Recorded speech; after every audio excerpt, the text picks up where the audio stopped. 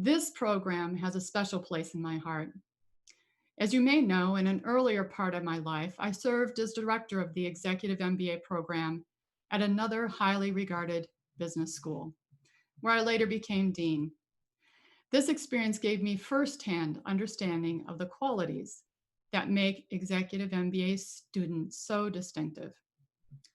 Likewise, the members of this year's graduating class, the class of 34, are very special to me. It's been my pleasure to return to the Executive MBA classroom to teach the Accounting Finance Bridge course. I pioneered this course with this group at the end of their first year of the program. Last year, in September, I had connected with these same students in a different way, in a different setting, when I met up with them in Singapore during the program's annual global trip. It was rewarding to see these accomplished professionals apply their knowledge and skills in a business environment that was unfamiliar to most of them. I also really enjoyed getting to know them during the lunches, dinners, and bus rides we shared. Last summer's, apology by technical difficulties. Last summer's global trip was an opportunity for these students to expand their resilience and flexibility. The events of this spring have sadly provided another such opportunity. Concerns around COVID-19 forced the University of Oregon to make a quick switch to the virtual classroom for the entirety of the spring term. I can speak for all of us here when I say this. This was not how we expected your final term in the program to play out. Despite this challenge, the members of the class of 34 adapted to the new situation with grace and even found some silver linings along the way. I continue to applaud your resilience and flexibility. I would like to congratulate each one of you on your Oregon Executive MBA journey. Each of you already had a high level of professional experience when you came to the program. You pursued your degree at a time in your life when you were already busy with flourishing careers and active personal lives. During your time in the program, you discovered new abilities, overcame challenges, and forged meaningful connections with your peers, with your faculty members, and even with the program's alumni network, now nearly 1,200 strong. I salute the drive, ambition, and sheer hard work that has gotten all 41 of you here today. I cheer the discoveries you have made along the way, and I look forward to seeing everything you will accomplish in the months and the years to come. Today's celebration centers, quite rightly, on these soon-to-be graduates, but they couldn't have gotten here all by themselves. For the last 2 years, every single person watching today's ceremony has been involved in one way or another with the program. So in a sense, today is a commencement celebration for all of you. For all of the family and friends here today, we are returning your loved one to you for some quality time, whether that's virtual or in person. Class of 34, please applaud the family and friends who have shared this challenge with you.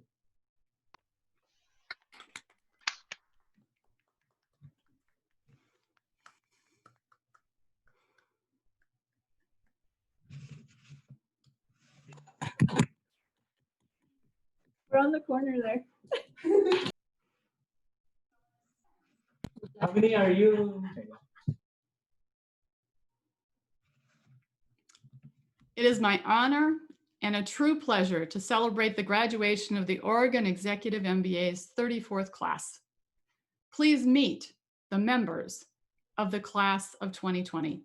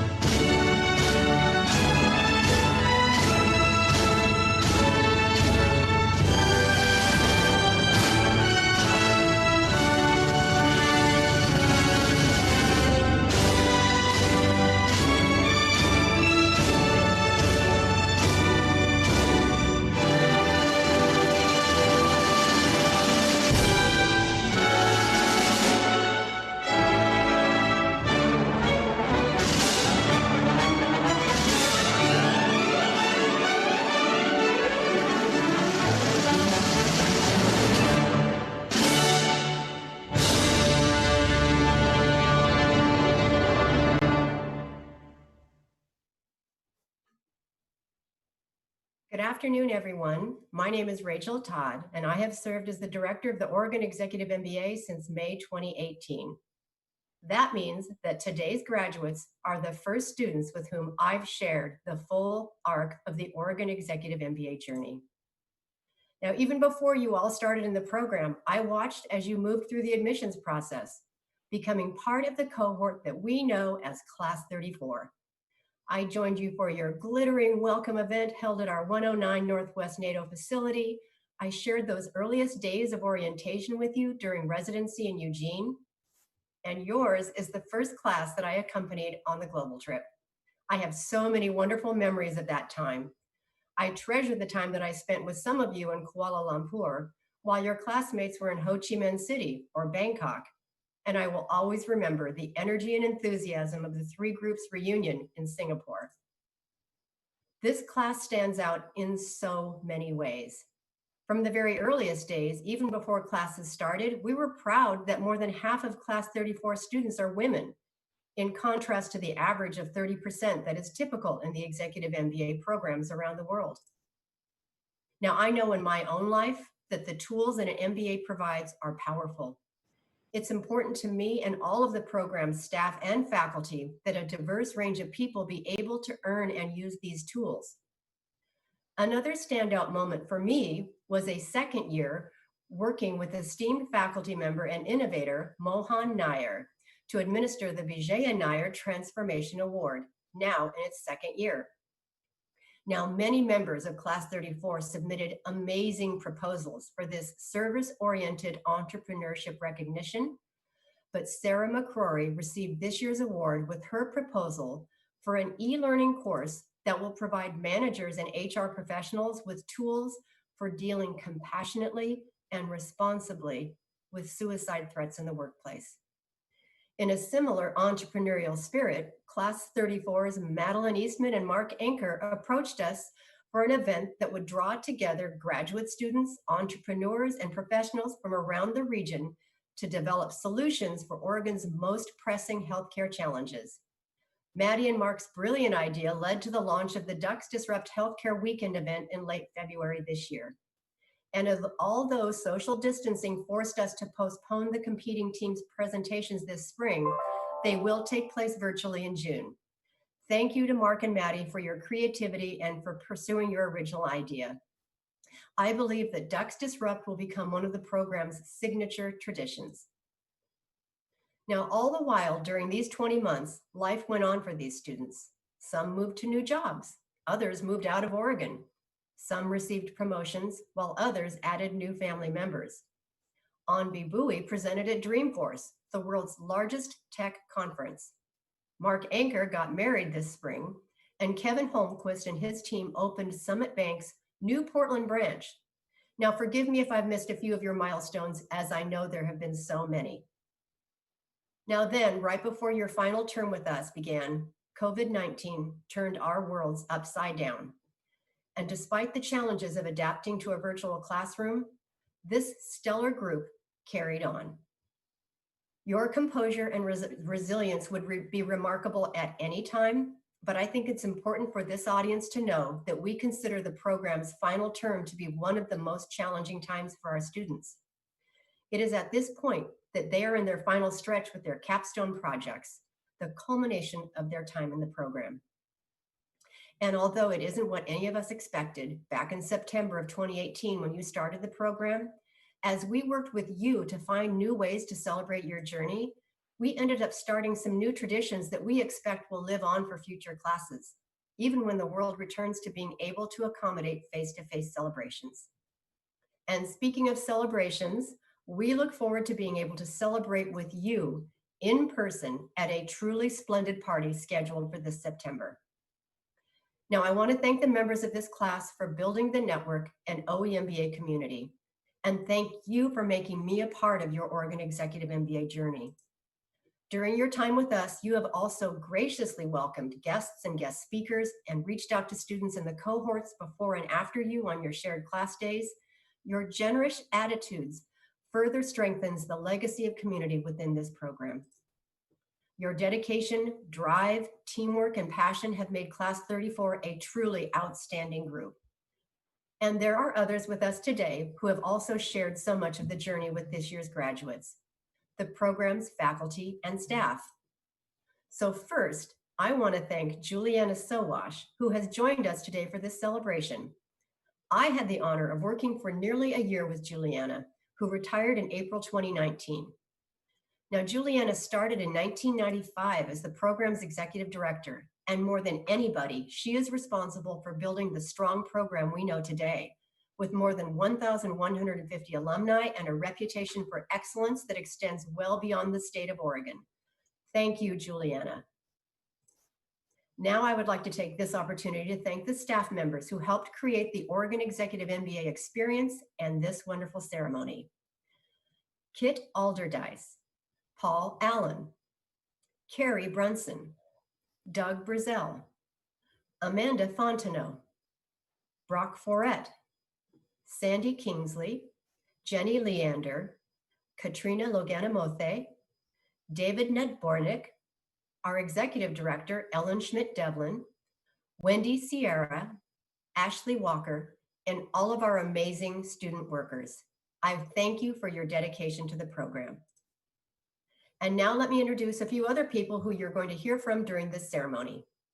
Kelly Graves, head coach for University of Oregon's women's basketball, who is our commencement speaker today. Paul Allen, the program's associate director of executive admissions.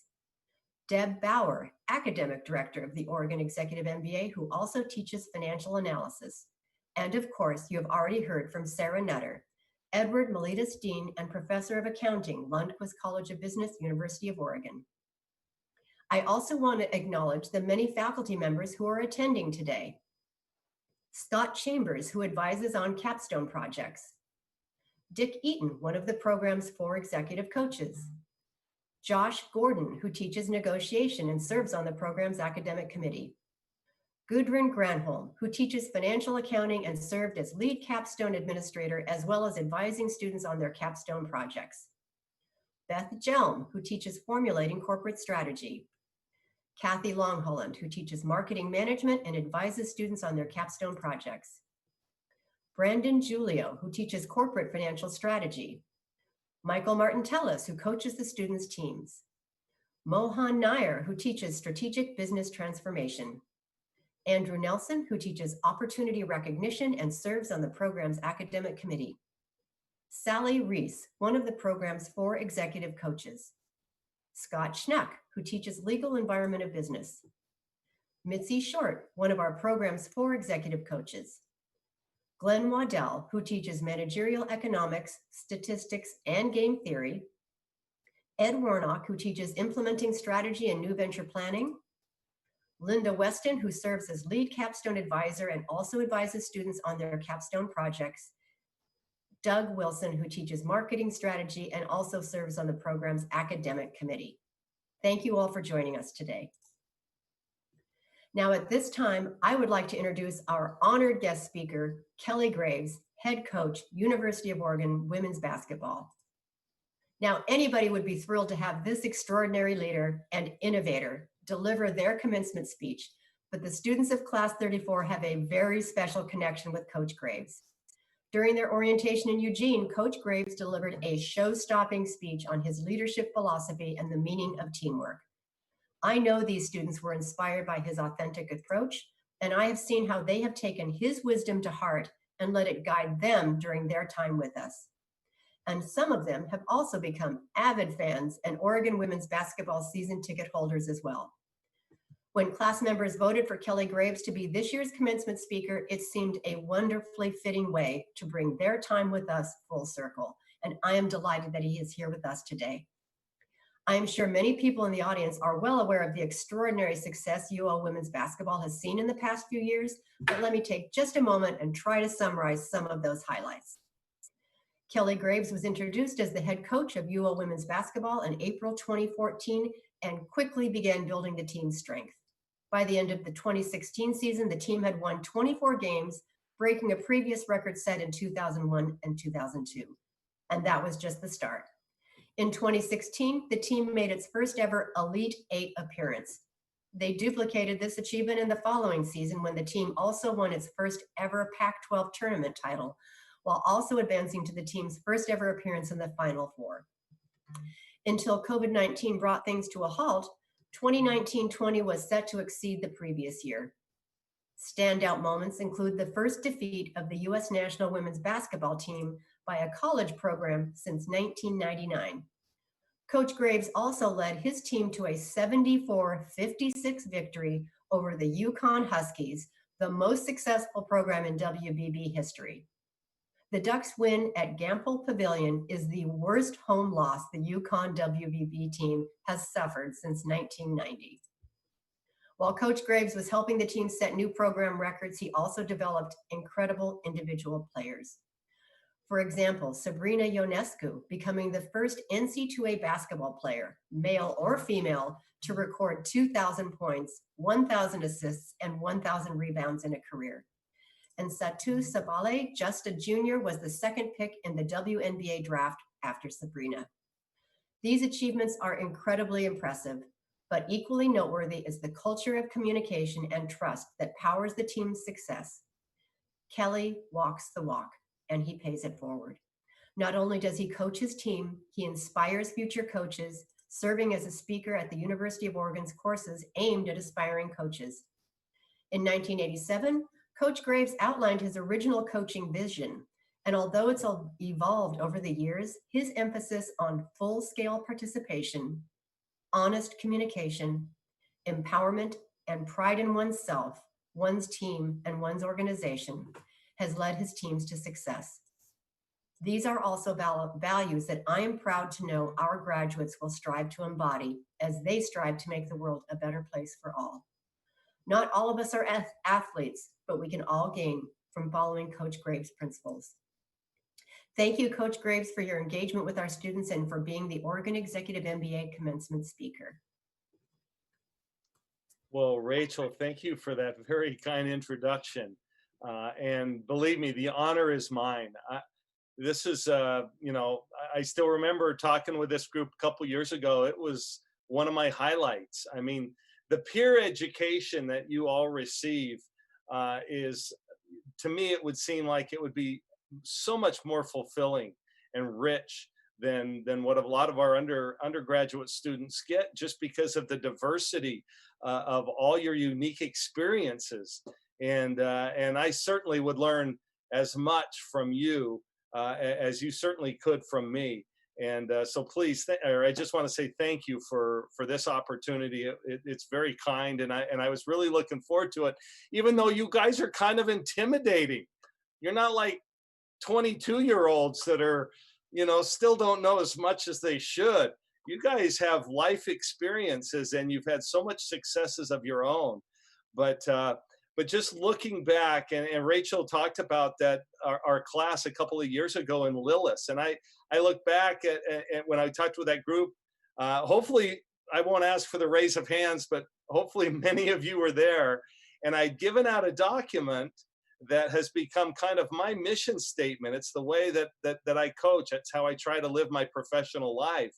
And the 4 components that we talked about that day, and I won't ask you, you're graduated, so you don't need to pass this test anymore.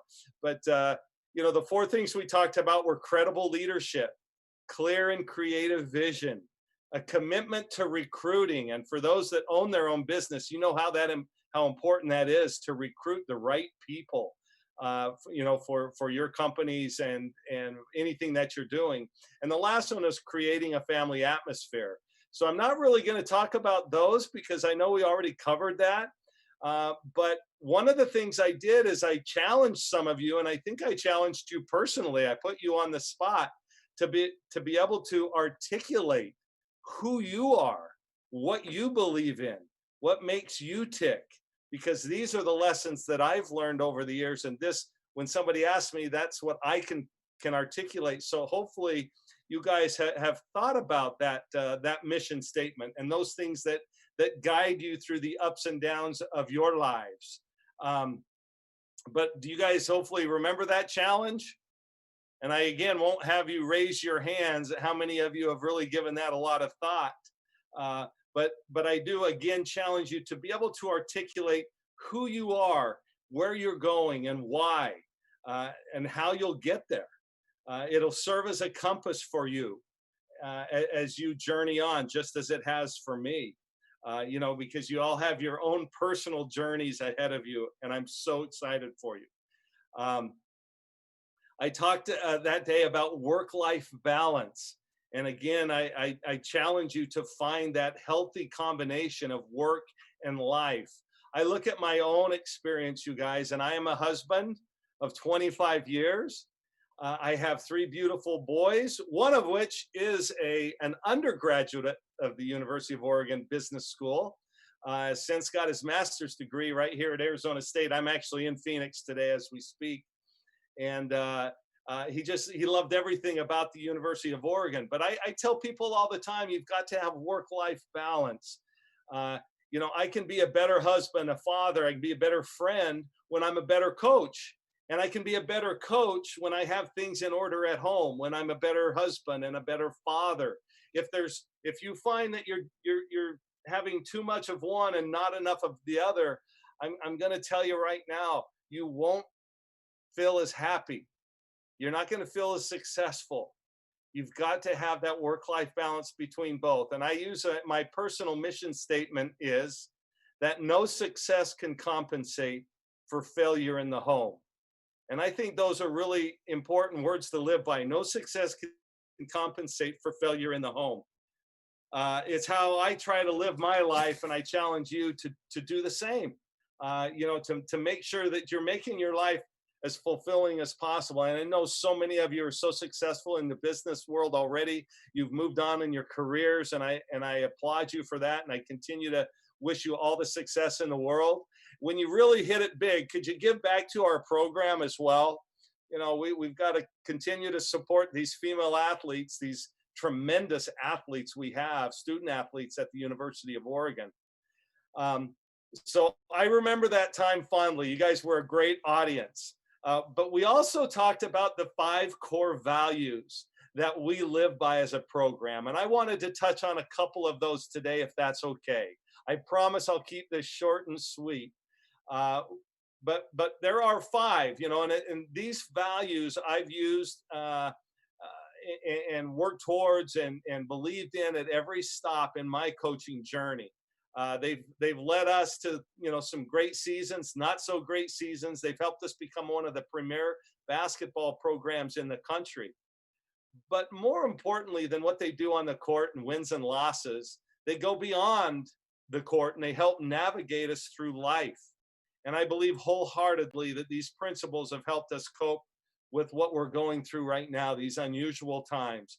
I feel for you that this is the way you have to do your graduation virtually, looking at each other the way we are. But there's going to come a time when we're going to look back and just appreciate the opportunity that we still had to go through this. But our 5 core values are this. And it's going to seem really funny to you because these aren't things you would normally hear from a coach of an athletic team, right? Ours are integrity, unity, passion, servanthood, thankfulness. You don't hear anything like hard work and discipline and toughness. No, integrity. Doing the right thing because it's the right thing to do. Many of you going into the business world, you're going to be faced with opportunities to take shortcuts, to do things that maybe you shouldn't, that you probably could get away with. I think you really have to live by the principle of integrity. That's so important to what we do. We try not to take shortcuts, and we screw up once in a while, but we always try to do things the right way because it's the right thing to do. I won't talk too much about servanthood, but you guys, as you own your own companies or work for others or whatever the case may be a servant leader. Be the type of person that people can count on. They know that you will be there. And that has been ever important over the last couple of months, as we've seen. Servanthood is, I think, a critical component in any person's values. I don't know, so we won't have time to kind of go through all of those, but like many of you in all the different types, things that happen in your life, my team was crushed when our season was cut short. We were on our way to winning a national championship for the University of Oregon. There was no team that was playing better than we were at that time. We were focused. We had experience of having been at the Final Four the year before. We just had everything in place, good health, good attitudes. Our confidence was high. And we had two players, Sabrina Ionescu and Ruthie Huber, that quite frankly were not going to let us lose. And when you go through in your companies, make sure you're that player on your team, whatever team that is, that people know she's not going to let us, or he's not going to let us lose. Okay. But we missed out on that opportunity to win a national championship. But like many of you, our dreams were dashed. And at first, our team was distraught. We were angry. We were, very troubled. But I quickly saw a transformation from our team, and their emotions turned to empathy. They turned to resolve and to a greater sense of unity. So unity is one of those 5 core values. I saw greater love in our team after all this had happened than I had ever seen. We became more cohesive as a unit. We came together, and but because of our love for each other, we were able to turn any of that sadness and anger into a more unified strength. And part of that is in our DNA as coaches and as players. We lose today, guess what? We got to find a way to win tomorrow's game. You move on. And I think that helped us with this pandemic. Same thing with you. I mean, I know some of you have probably lost, jobs, and your companies have gone, perhaps belly up, whatever the case may be. But there's great opportunity ahead, and you have a chance to be even more unified. You've got to rely on each other, just like we do as sports teams. We have a saying, next play. So if you screw up this play, Sabrina, she's got to forget about it. You learn what you can, and then you move on to the next play. Because if you're thinking about the last play on the next one, there's a chance you're going to screw that one up too. So just always remember the principle of next play. I know this pandemic's going to end soon. At some point, we're going to get back to somewhat of a new normal, but normal. And I'm sure many of you are experiencing these same emotions, but find a way to love, okay? And that characteristic of unity, I think, is so powerful for whatever group that you have and work with. So right now, just take a self evaluation. Are you wallowing in pity or self-doubt? Or are you trying to figure out a way to get out of this and what we're going to do when things change? Are you becoming more unified, okay, and ready for a better future? I mean, your books are being authored right now. The next chapter is right now. So use the time best you can to get a leg up. And I am firmly a believer that when this thing does kind of pass to some degree, there's going to be great opportunity out there. People maybe have moved on to different careers or to different jobs, or they have different interests. So there's going to be a vacuum of, where you're going to be able to step in and make a huge difference and a great opportunity for growth. So unity is critical. The second one I wanted to talk about, and if you were able to watch our team this year, what you would have most certainly seen is the passion. Again, one of our core values, the passion with which our teams played. You could tell that they loved each other, that they played for each other. Their passion comes from within. And again, I encourage you and I challenge you to find a passion and a purpose in what you do. I tell my team all the time, you guys, it's so crazy. They're on scholarship, right? So, but I tell them all the time, if you don't like what you do, if you don't love basketball, then find something else to do. Life is short. Don't be doing just because you get a scholarship. Do it because you love it and you have a passion about it. So do you live your lives with that same passion? Are you passionate about what you do? Okay, many of you are well along your life's journey and in your careers. Um, and I encourage you to find that passion. But if not, find it somewhere else, or do something else, because life is so short. You'll regret not finding that passion or purpose in life. And during this pandemic, I've learned two things. Okay, number one, I've learned that sports really aren't that important. You know what I mean? In the grand scheme of things, whether a team wins or loses and all this, it's not really that important. But you know what else I learned? That sports is really important. You know, we need it. I love it. I love what I do. I wouldn't do anything else. So I know those might seem like they're contrasting, but they're not. And I think we can find, and I challenge you to find a passion in each and everything that you do. Find that same passion for what you want to do in life. The third and the final thing I really wanted to talk about, you guys, was the third core value was thankfulness. Gratitude. At Oregon, especially as an athlete, it is so easy to be entitled. We get the best of the best, and that's kind of what we're known for. And I try to ground our players as much as possible. I still remember the very first practice I had at Oregon. I call a timeout. I say, okay, everybody go get some water. I had like 5 managers that had 3 cups in their hands that started running out onto the court to give water cups to the players. I go, what are you doing? Well, the players are thirsty. We're getting their water. I said, no. If they're thirsty, they know where the water fountain is. They know where the water jug is. They can go get their own. That's not your job, right?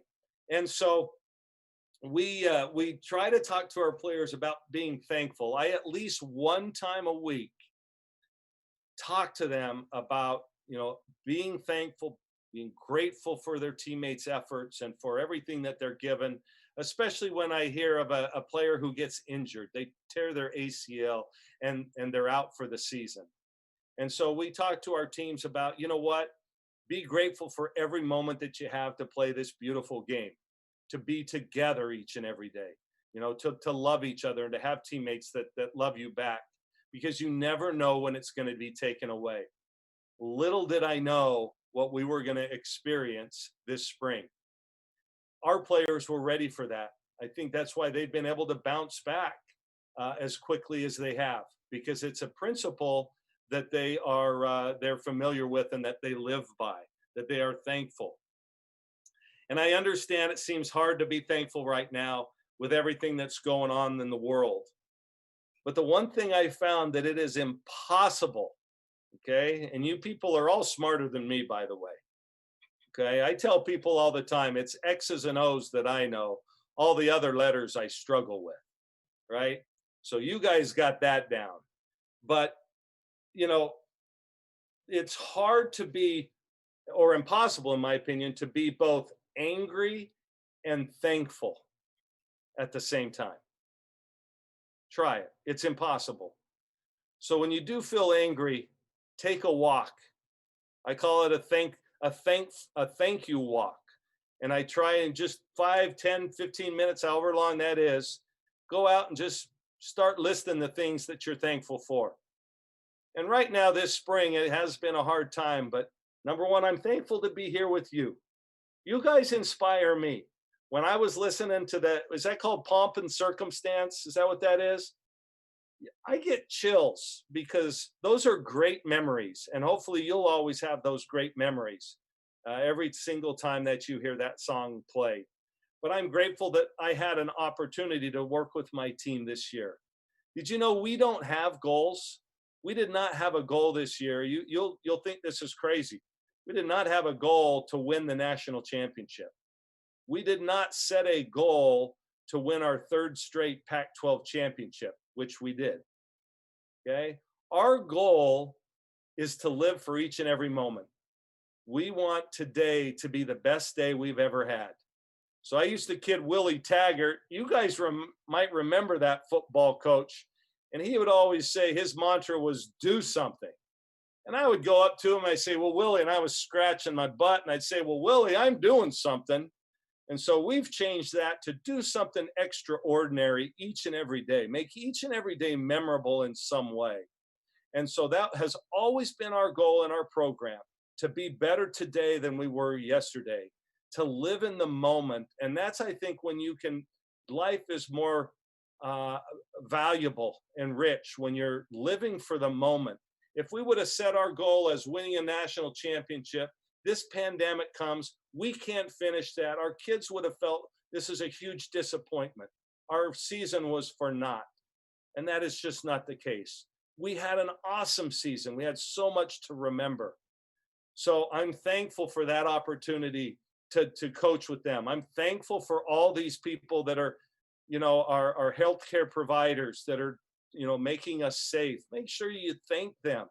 Our police right now, they're under a hard, I have 2 policemen in my family, and they're nowhere near Minneapolis, but they're feeling the heat right now too. Thank everybody for everything that they do to make our lives better. Okay, I'm fortunate I get a chance, just like you, to work with the greatest generation that this humanity has to offer. That's you guys. You're going to make the change that is going to make this world so much better. But I'm trying to move ahead. I write notes down, but heck, I never really look at them. If you're passionate about what you do, then you've always got to, and you speak from the heart, you'll be able to, continue to speak. But you guys, relationship building is part of this being grateful for for the relationships that you have. Use these last couple of years you've had at Oregon. Stay in touch with your cohorts. They're going to help you. Stay in touch with your professors. They're going to help guide you through and everybody's going to have tough times. I am a coach for life for our players, and they know that, and they appreciate that. And I get calls from them all the time about things that have nothing to do with basketball. But I want to be there for them, and I want to build deep relationships. That is the key to not only coaching, that's the key to anything. If you're working with people, build relationships so deep that they would do anything for you. Anything. So I'm hard on my players, but they know I love them. They know I care about them. I show them that each and every day. So they'd go to war for me if they needed to. And more importantly, they would go to war for each other. So those are the 3 things of those 5 core values I wanted to talk to you about. Number 1, unity. Build strong unity within your group, whatever that is going to be. If you're a family person, build it within your family first, and then go from there. Number 2, be passionate about everything that you do and love it. Mark my words, if you don't love what you do, you're just spinning time. You're just spinning your wheels. You can make more of an impact in the world if you're passionate and you love what you do. And then I think the 3rd one is just a sense of gratitude. Be thankful for the things that you do have. And even if you may not have much right now, there's something, and there's lots of things that you can be grateful for. The last thing I'll say in closing here, I don't know if you got a chance to come to our last game of the year. Sabrina Ionescu is one of the greatest human beings I've ever had a chance to coach, regardless of all the accolades she got as a player. And I remember after I think it was our second to last game after we had clinched another championship, she addressed the crowd at Matthew Knight Arena, 12,364. And she read something that was really super important. She talked about a word that described our team, everglow. Everglow. She said it was a feeling of peace or love that's given by something or someone, despite what a person has been through. That feeling continues to remain in their heart no matter what. It's about the people sitting next to you, shining their light. And this, I think, comes from gratitude. So you MBA graduates of 2020 from the University of Oregon, I just want to say it's time for you to glow. We are so proud of you. And listen, you're for once a duck, forever a duck. So glow for us, would you? Thank you. Wow. Can everyone unmic? We need to hear that applause. That was good.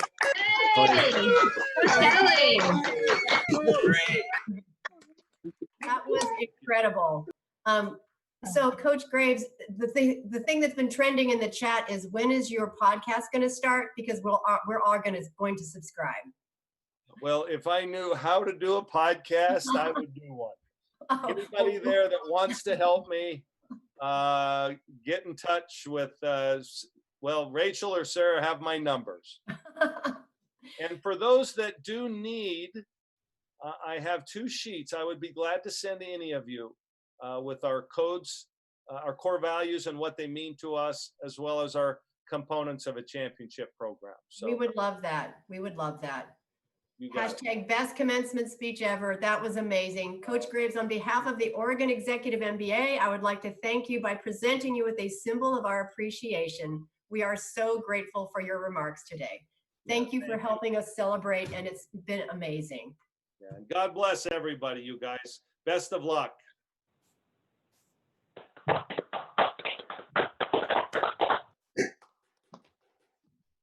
So this year, because of social distancing, we asked our graduates to have someone they care for perform the traditional hooding ceremony that normally takes place on stage.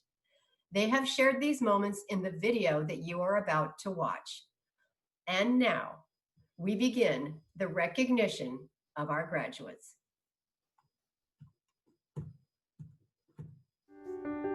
Andy Bitorni, hooded by Elena Barkin, his fiancée. Tina Colleen Bliss, hooded by Kirk Bliss, her spouse and life partner.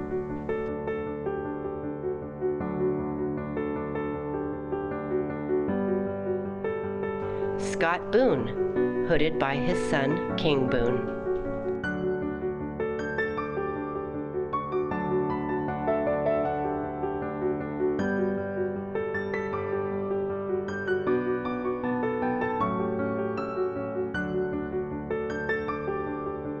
Brandy Marie Brunk, hooded by her mother, Donnell Conway. Onby Catherine Bowie, hooded by her husband, Brendan McNicholas.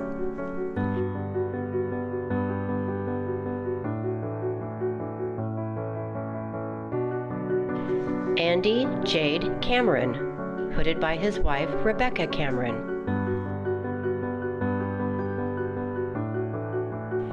Stephanie Ann Carlson, hooded by Roland Carlson, her husband.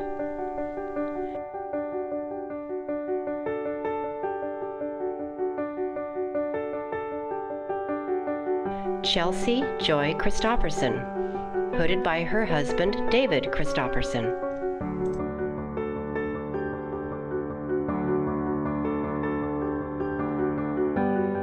Joel Andrew Copeland, hooded by his daughters, Nina and Wendy Copeland. Heidi Lynn DeWitt, hooded by Jared Ritz, her husband.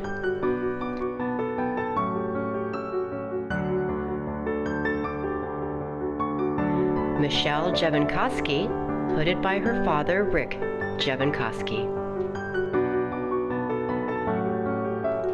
Madeline Ann Eastman, hooded by her friend Erin Daly.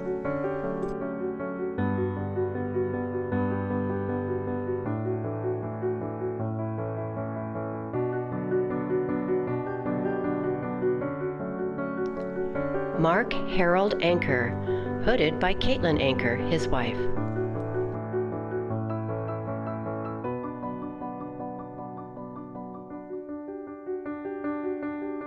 Brenda J. Fogelman, hooded by Lyle Fogelman, her husband.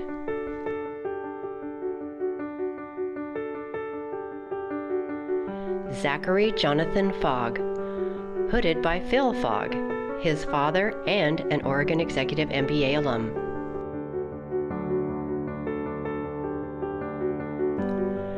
Jennifer Fritz, hooded by her husband, Greg Fritz.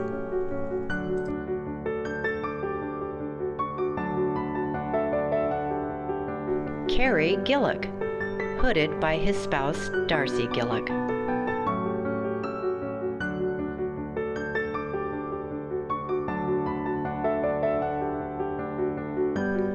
Tobin Lodge Guthrie, hooded by his wife, Bryn Guthrie.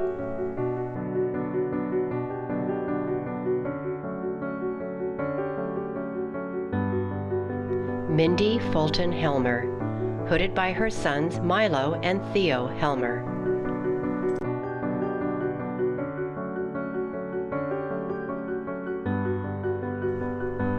Lindsay Michelle Herzog, hooded by her parents Bill and Terry Herzog.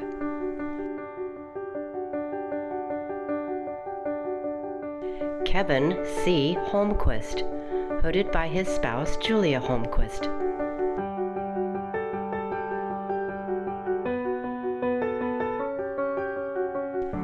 Donald B. Houghton, hooded by his spouse Nicole Deering. David Ryan Janik, hooded by his mother Marilee Cannon.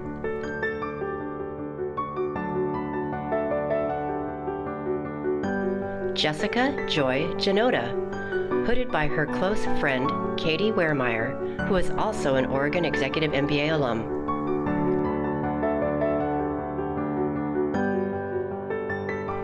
Tracy Chriselle Katigbak, hooded by her partner, Nate Markham.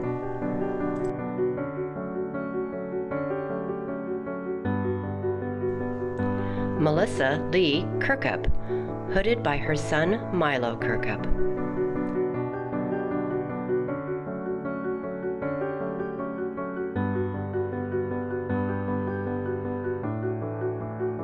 Maria Kanjita Langbauer, hooded by Nels Langbauer, her husband.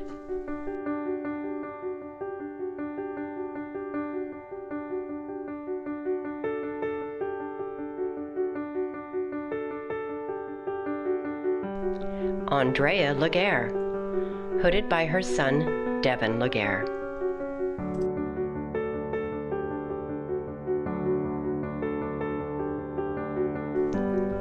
Sarah F. McCrory, hooded by her son Arlo McCrory.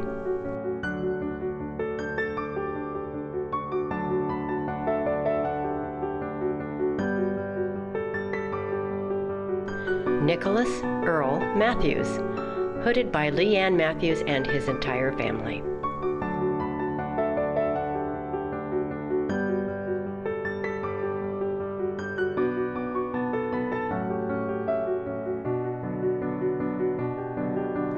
Michael G. Murphy, hooded by his wife, Lisa Murphy.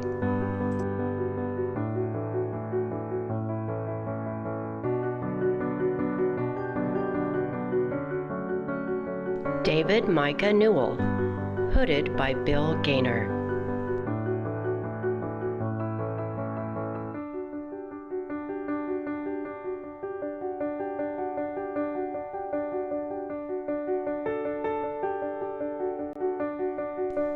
Rachel Catherine Noah, hooded by her husband, Brad Noah.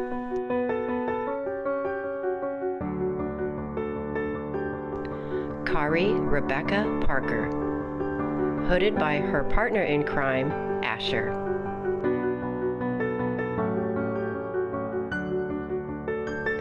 Mitchell Matthew Painter, hooded by Julie Ann Painter, his spouse.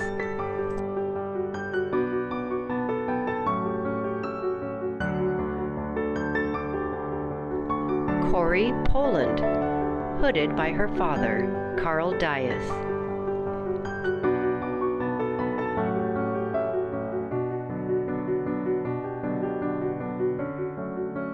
Melelani Sachs Barnett, hooded by Ben Dupree, her spouse.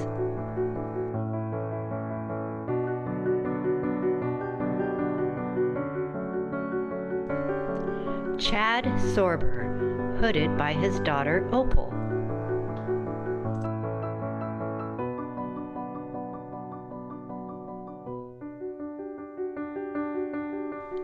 Lauren Rose Sternfeld, hooded by her father, Dr. Mark Sternfeld.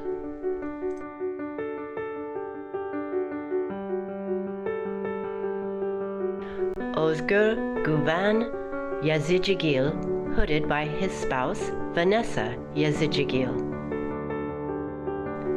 Jeremy J. Zook, hooded by his daughter, Finley Zook.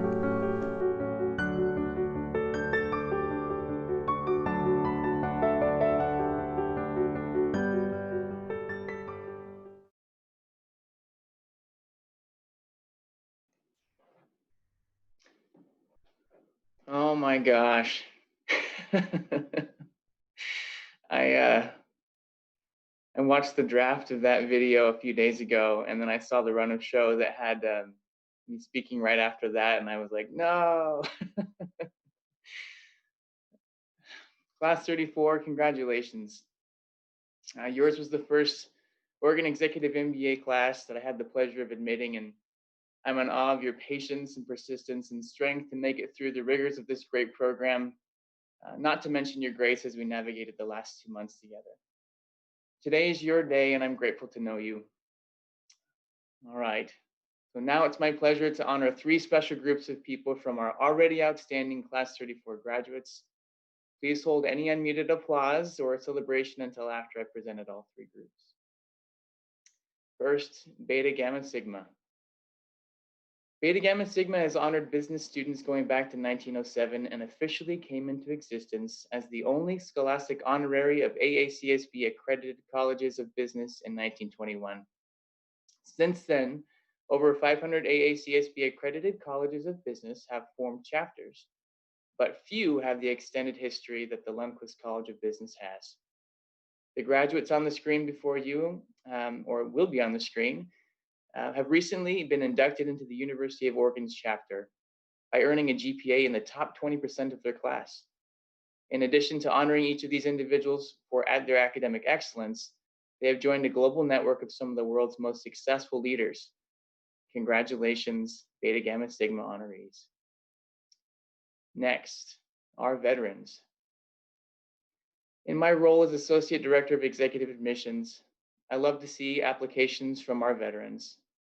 Our program requires students to work under consistent stress with team members from a variety of industry and function. As you know, our veteran students' level of leadership and ability to work with dynamic teams under stress is incomparable. Most importantly, they have served not only to provide physical security, but to protect the ideals and freedoms that make our country special. Often their service requires a great deal of personal and family sacrifice.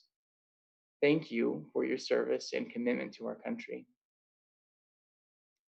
Finally, allow me to present our students working in healthcare. While we sometimes forget the magnitude of their daily work in our communities, the recent global events have put them in the front of our minds. To those caring for the sick, managing operations, logistics and facilities, providing cutting-edge software to streamline care, and for putting your private practice on hold to donate PPE, thank you. Now, join me. Please unmute your microphones in applauding your fellow graduates.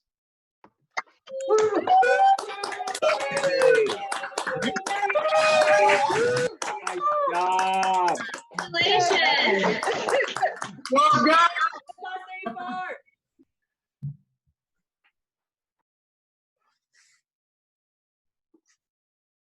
Give you both.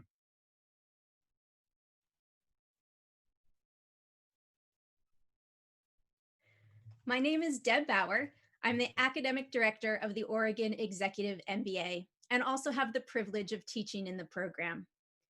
Throughout my time with the Oregon Executive MBA, I've seen how special the students are. They have the drive and vision to add a rigorous master's degree program to lives that are already very full. Each year, we have the honor of highlighting one student who excels academically in ways that are truly exceptional.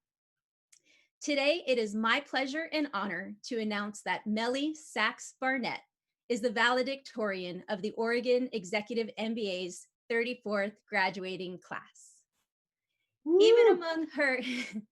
Even among her high-achieving peers, Melly has stood out for consistently executing her work in the program to the very highest standards. When members of Melly's study team learned that she would be this year's valedictorian, they asked if they could share what it has been like to have her as a classmate and team member. Here's what they said. Melly is successful in nearly everything she takes on, but never at the cost of others. Instead, she brings others with her in success, elevating the performance of everyone around her. While Melly is often several steps ahead, she always takes the time to teach those around her. Melly inspires you to be better and put in the extra effort. There are few as bright and talented who carry themselves with as much humility as Melly does. Thank you, Melly, for bringing your distinctive blend of grace, kindness, and academic accomplishment to your time with the Oregon Executive MBA. Please join me in congratulating Melly on her achievement. Yay! Melly! Congratulations, Melly. Thank you. Thank you. Okay, so hi, I'm Melly Sachs Barnett. I'm incredibly honored to be the valedictorian of such a curious, passionate, and talented class. I came to this program with a lot to learn. I don't have a BA in business. My undergrad alma mater, I don't think even offered accounting or finance classes. I'm also a parent with a demanding full-time job. For these reasons, I knew that an executive MBA was going to be a big challenge, but also a big opportunity for me. I'm thankful first for my family, for everyone at work, and for my classmates who supported me through this rigorous program. I'm also especially thankful for the staff and the faculty at the University of Oregon who put together such an awesome group of professors who helped me not just learn, but excel. Our professors taught us what we need to know and how to build businesses centered around an authentic cause to make the world a better place. As such, it's my pleasure to announce the Juliana Sowash Excellence in Teaching Award winners. The graduating class by vote has selected 2 honorees from all of the outstanding educators that we have worked with during the past 2 years. There will be a break for applause after both winners are announced. So the first, here, I'm going to show the award. Very pretty award. Look at that. Beautiful. The first Juliana Sowash Excellence in Teaching Award winner was a staple of our experience throughout the OEMBA program. Now, I know I'm not the only student who feels this way, looking at you, Rachel, but ambiguity in class assignments is super challenging for me. And I can't think of another professor who came anywhere close to how she gave us such clearly defined assignments. She even provided us with a workbook that included all the most important material of the course, plus room to take notes and do practice assignments. This really made the challenging material of corporate finance much more accessible, so we would be ready to apply it in future classes that built off of this knowledge. You could also set your watch by the regularity of her class break schedule, which was also incredibly appreciated. And finally, aside from the finance course she taught, she was our academic director, including for the amazing global trip. So really, she was at the center of the success of the whole academic program. You know, no big deal. Thank you and congratulations to Professor Deb Bauer for giving us this incredible life-changing experience. Yay. Congrats. Nice. Woo. All right.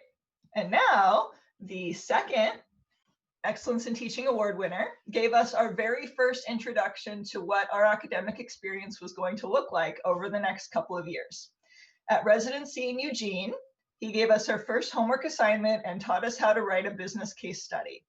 He then led us in our first rousing discussion as a class, where we argued about the best movies ever made. Later in spring, he led us through our first major exercise in entrepreneurship, how to come up with and validate an idea for a new business venture, and taught us the true meaning of the term pivot. Finally, he also joined us on our global trip, where one of my classmates, Lindsay, had this to say about how great it was to travel with him in Thailand. He led by example in Southeast Asia, embodying experiential learning. He immersed himself in the local culture, sampling all the local dishes, plunging into the cultural experiences, and demonstrating respect and gratitude to all the locals, from business leaders to rural farmers. So with that, I would also like to congratulate Professor Andrew Nelson. Thank you for everything, Deb and Andrew. Please unmute your microphone. Thank you. Amazing. Thank you so much. Yeah, absolutely. Well deserved. Andrew. Thank you Deb, so go, much. Andrew.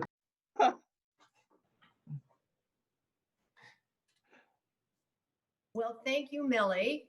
Those are well-deserved awards, and thank you for presenting, and also congratulations on the valedictorian honor. Thank you.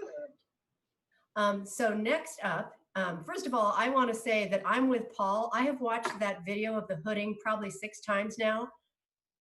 Every time I lose it, my makeup is completely gone now. So it's because of your authenticity and how you shot those. That is one of the most touching videos. I will probably watch it to the day I die. It's just, it's a feel-good video. So it represents everybody in this cohort in such fun, unique ways. But now it is my distinct pleasure and privilege to present a newly created honor that the Oregon Executive MBA program is called the City of Bridges Award. Since the start of my time at the Oregon Executive MBA, I have been impressed by the level of access and connection that this program provides its students and alumni. Our faculty members invite distinguished guest speakers to share their insights in class, and our coaches and capstone mentors join faculty in encouraging entrepreneurship. Our alumni return to the program to serve on our alumni board, to speak to prospective students, and as guest speakers and panelists in classes. These are just some of the individuals who go out of their way to connect students to the people who can help them achieve their dreams. Now, our students are already well connected when they enter the program to the region's business community, but when they leave, those connections have multiplied, grown stronger, and grown deeper. We created the City of Bridges Award to honor those who make those connections, the bridge builders who help our community grow.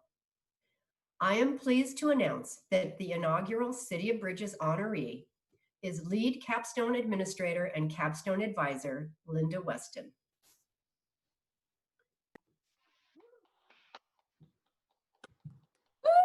Woohoo!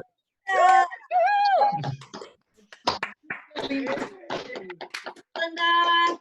Hey, Linda. Linda is attending the webcast, so unfortunately we can't cut to her. But I just wanted to highlight a few things about Linda. Linda's honors and achievements are hard to sum up in a single speech. This year, Portland Business Journal recognized Linda with the Joan Austin Lifetime Achievement Award.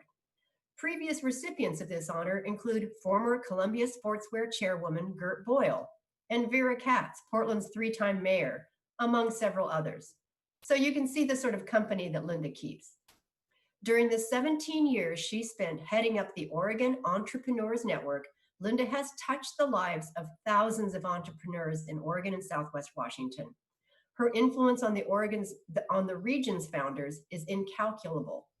Equally important, she has created a culture in which it is expected and applauded that those who find success will support the entrepreneurs who come after them. Prior to her time at the Oregon Entrepreneurs Network, Linda spent 2 years indulging her love of professional sports as the general manager of the Portland Power, a professional women's basketball team. And before her foray into professional sports, Linda spent 15 years as the head of the Convention and Visitors Association of Lane County, a significant role in the home county of the University of Oregon's flagship campus. Here at the Oregon Executive MBA, Linda has worked as a capstone advisor since 2017, serving as a resource and sounding board for second-year students developing the thesis-like final projects that combine their individual interests with everything they've learned in the program. Linda's talents as a connector of people and ideas have shined so brightly in her role as capstone advisor. She has fostered students' ventures and brought them into contact with founders who can help them further their vision. And in January 2020, Linda took over the lead capstone administrator role from the very talented Gudrun Granholm. As lead capstone administrator, Linda's achievements include putting together an impressively credentialed group of potential new capstone advisors for the program, while continuing to work one-on-one with her advisees. Linda, we are so proud that you are part of the Oregon Executive MBA. You are a connector of people par excellence, and you truly embody the spirit of the inaugural City of Bridges Award. So please join me in congratulating Linda Weston. And when we get to meet face-to-face, Linda, we will award you with this beautiful recognition of this award. So graduates, if you could unmute your mics and give a little sound of applause, that would be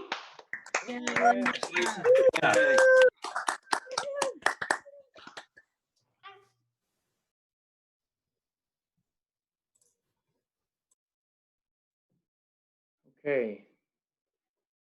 It's my pleasure to now present the Oregon Executive MBA Service Award. So this is, it goes without saying that every great organization is operated by great people, and the recipient of this award has been well loved and appreciated by Oregon Executive MBA students, staff, and faculty for over 10 years. In that time, she provided critical daily coordination to recruitment and admission efforts, served as a vital link to alumni, and many other important tasks reaching across the entire student lifecycle. In over 10 years of service to the Oregon Executive MBA, she has worked through a myriad of major transitions with grace. Most importantly, she is a fierce friend and unfailingly kind. I feel privileged to associate with her. So please join me in congratulating and unmuting your microphones to celebrate our Oregon Executive MBA Service Award recipient, Sandy Kingsley. Oh, Yay! Thank you, Sandy. And we'll make sure that we provide this award to Sandy, and I think she'll love it, actually. It's pretty fantastic. It says there's a notification that says. Okay. And it's now also my pleasure to introduce you to your class commentator. So I first met Mindy Helmer about just over 2 years ago at the Mia Hamm Cafe on Nike campus. And I recently reviewed my notes from our meeting and found that I had written the following. Every cohort needs a few people with heart, and Mindy has plenty of it. I don't think that could be truer. Mindy has been at Nike for 9.5 years and currently works in global brand marketing for kids category. She and her husband Eric have 2 boys, Milo and Theo, and I'm told they also recently added a 3-month-old golden retriever puppy, Wrigley, to their family. So please join me in welcoming your class commentator, Mindy Helmer. Yay, Mindy! Thank you, Paul. Good afternoon, and I am honored and humbled to represent the amazing humans in the Oregon Executive MBA class of 2020. I'm so grateful to my classmates for trusting me with the important task of summing up our experience over the past 2 years in 10 minutes or less. Thanks, guys. None of us would be here today without the support from so many. First, I want to thank our families, loved ones, and friends who have given up hours of time together, all while supporting us in countless ways, from taking care of our kids and pets, to providing space for us to crash on class weekends, to listening to us pitch our latest ideas while simultaneously cooking dinner, or talking us off the ledge when we're trying to wrap our heads around a new concept. You should all be getting an I Survived My Loved Ones MBA program in the mail shortly. Thank you to our bosses, coworkers, and mentors who have supported us by giving us the time, space, and sometimes money to go through this program. for allowing us to take extra time from work to attend classes or work on projects, and for letting us test out our newfound Gantt chart skills or leadership metaphors on the fly without too many eye rolls, as well as for the continued gift of feedback and sometimes promotions along the way. To the OEMBA faculty, academic committee, and coaching staff who guided us in the pursuit of new knowledge. You led us in engaging and inspiration dialogue, broke down complex ideas into ways that even an art undergrad like me could understand, and ensured we had a voice along the way. If I learned one thing about our class, it is that we have a lot of passionate feedback. And as I said, feedback is a gift, but you took this gift from us graciously and continue to use it to make the program better every term and every year. To the incredible OEMBA staff who have kept everything in the program running smooth, from helping us connect our laptops to the printers no less than 85 times, to ensuring we were always well fed and had an endless supply of cold from the fridge pickles at each break. Seriously, the amount of pickle feedback alone was enough to break a person. We are so grateful for your support, and with recent events, it has been especially inspiring to see the quick and nimble shift made to accommodate online learning and graduation while keeping the heart of the program beating strong. And finally, last but not least, to my fellow cohort. Doing an executive MBA program is an undertaking in and of itself. Over the past 2 years, not only have we completed a master's degree, we did it while still working and carrying on some semblance of our normal lives.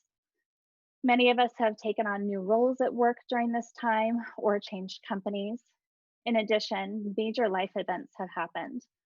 There have been at least 4 class of 2020 babies born during the past 2 years, a wedding, an engagement, and cross-country moves. There have also been heartbreak, illness, and death. But here we are today, graduating as MBAs because we have supported one another throughout this program and through these life-altering events. We may have lost a few classmates along the way, but we stand here today as a class built on unbreakable relationships. And I feel incredibly grateful to have gone through this alongside each of you. When I reached out to all of you to share your thoughts on these past couple of years, almost every person included something about the connections made in this cohort. There were also notes of frustration and stress, but the resounding theme was personal growth and challenge achieved because of community and collaboration. This was an unexpected result for me personally. I came to this program focused on what I would get out of it academically, but truly the most meaningful part of the program has been what I have learned from each of you, and I will be forever grateful for the connections we have made. Which leads me to our current situation. Here we are at our graduation, the culmination of this transformative journey together, and we're doing it remotely through Zoom. While this is not how any of us could have imagined this journey would end, I think it sets us up for a bright future. This global pandemic and current events are terrifying on so many levels, and undoubtedly we have all lost something. However, I think it also presents us with a great opportunity. Chaos and crisis breed creativity, innovation, and newness. When things break, they break open, and now it's our opportunity to put them back together in a way that works for everyone. We have already seen the ingenuity and altruism that has come from this time. Now is the time for us to use our new degrees for good. Let's take everything we've learned about the types of leaders we want to be and make it so. Let's move forward in a new way and create the future we want to see, one where we are more closely connected to one another and our world in new ways. One where we might meditate together before each meeting, where we always consider the greater impact of our choices, both personally and professionally, not just on the bottom line, but on society, the environment, and the economy. It is my greatest hope for this class that this great pause will bring clarity and prioritization on what is truly important to us as humans. connection. Humans crave true and meaningful connection, and while we must be physically distant from one another during this time, people are using creativity and innovation to find new ways to connect. Businesses have shifted entire business models with little to no planning, just doing what they need to in order to survive and continue to serve and connect with their communities. As we leave this program and go on with our lives, let us carry with us the same curiosity and thirst for knowledge that brought us here in the first place. We may not know what the future holds, but the people who are open to change and innovation are the ones who will create the future. We have just gone through a great period of expansion as individuals. Let us not stop here. Let's take this expansion and continue it into our lives and impact the world around us. Congratulations, OE MBA class of 2020. We did it! Good job, Mindy. Good job, Mindy. Love you, Mindy. Good job, Mindy. Good job, Mindy.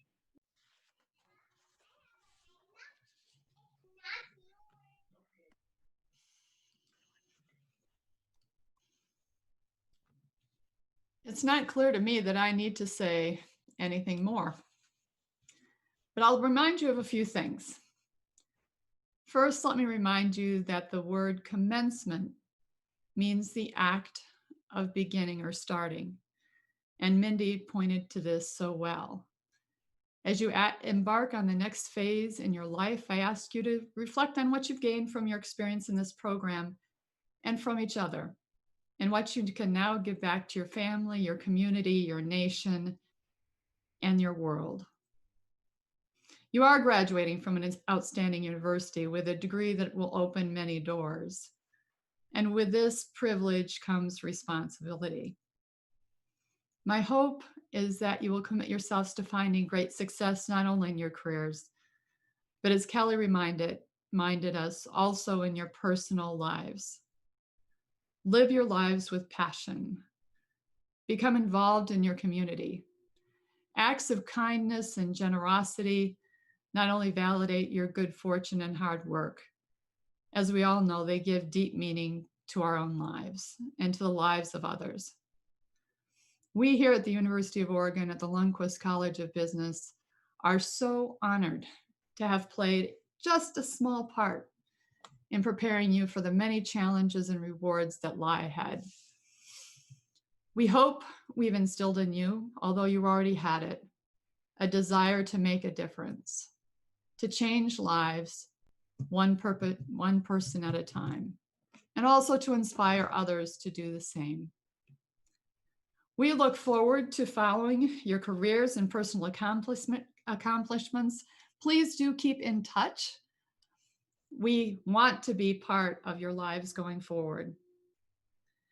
Please know that we are so very proud of you and accept our warmest congratulations on this special occasion, even though it is not in person as we'd all desire.